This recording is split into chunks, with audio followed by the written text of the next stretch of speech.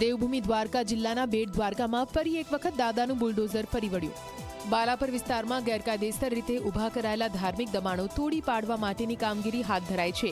હાઈકોર્ટના સ્ટેની સમયમર્યાદા પૂર્ણ થતાં ફરી એક વખત બુલડોઝર કાર્યવાહી કરવામાં આવી।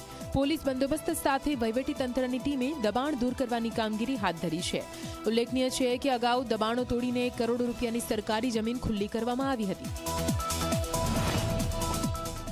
આજરોજ બેટ દ્વારકામાં બાલાપર ગામમાં એક કબ્રિસ્તાનમાં જેટલા પણ ગેરકાયદેસર દબાણો છે એને દૂર કરવાની કામગીરી આજ હાથ ધરવામાં આવેલ છે।